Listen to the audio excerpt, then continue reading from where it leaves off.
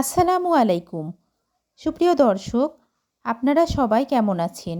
আশা করি সবাই অনেক ভালো আছেন। আলহামদুলিল্লাহ, আমিও ভালো আছি। আজকে আমি আপনাদের সাথে শেয়ার করব ডিম এবং আলু রান্নার অসাধারণ একটা রেসিপি। এখানে আমি 8 পিস ডিম এবং 6 পিস আলু নিয়েছি। এটাকে সিদ্ধ করে নেব।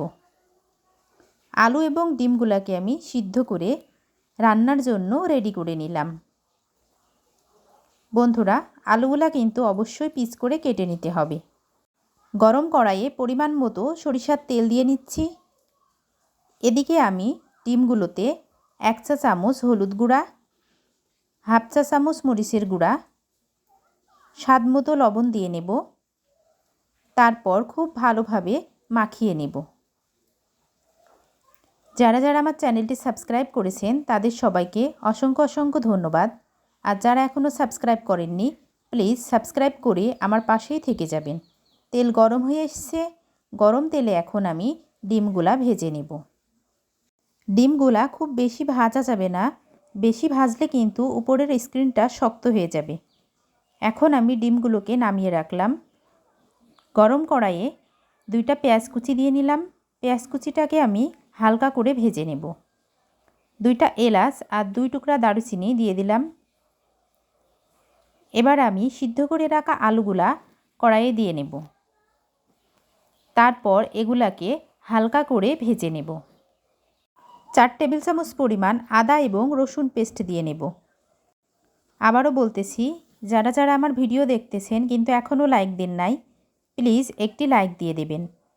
স্বাদ মতো লবণ দিয়ে দিচ্ছি। 1 চা চামচ হলুদ গুঁড়া, 1 চা চামচ মরিচের গুঁড়া। আলুগুলাকে মশলার সাথে খুব ভালো করে কষিয়ে নেব। আপনারা অনেকে আছেন ভিডিও ভিউ করেন না, কিন্তু ভিউ না করেই কমেন্ট করে দেন। আমি কিন্তু অবশ্যই বুঝতে পারি বিষয়টা। এটা কিন্তু ঠিক না। আলু কষানো হয়ে গিয়েছে, পরিমাণ মতো পানি দিয়ে নিলাম।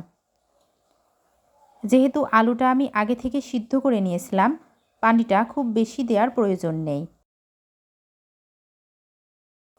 এবার আমি ডিমগুলা কড়াইয়ের মধ্যে দিয়ে নেব। 5 থেকে 7 মিনিটের মতো জাল করে নেব। ততক্ষণ সঙ্গে থাকুন। 1 চা চামচ পরিমাণ ভাজা জিরা গুঁড়া করে নিয়েছি, সেটা দিয়ে দিলাম। হাফ চা চামচ পরিমাণ মেথি গুঁড়া। এই মেথি গুঁড়াটা দিলে ডিম রান্নার ফ্লেভারটা কিন্তু খুবই দারুণ আসে। আমি আরও 2 মিনিটের মতো অপেক্ষা করব। বন্ধুরা, ডিম এবং আলু রান্না প্রায় হয়ে এসছে। এবার আমি চুলা থেকে নামিয়ে নিলাম। দেখেই বুঝতে পারছেন কালারটা কত সুন্দর এসেছে। দেখতে যতটা লোভনীয় হয়েছে, খেতে কিন্তু তার থেকেও অনেক বেশি মজা লাগে এই ডিম রান্নাটা। আমার এই রেসিপি ফলো করে আপনারা অবশ্যই একদিন হলেও ট্রাই করতে পারেন। ডিম এবং আলুর এই ভুনা রেসিপিটা ভাত, রুটি, পরোটা, খিচুড়ির সাথে খেতে অসাধারণ মজা লাগে। সঙ্গে থাকার জন্য সবাইকে অনেক ধন্যবাদ। আসসালামু আলাইকুম।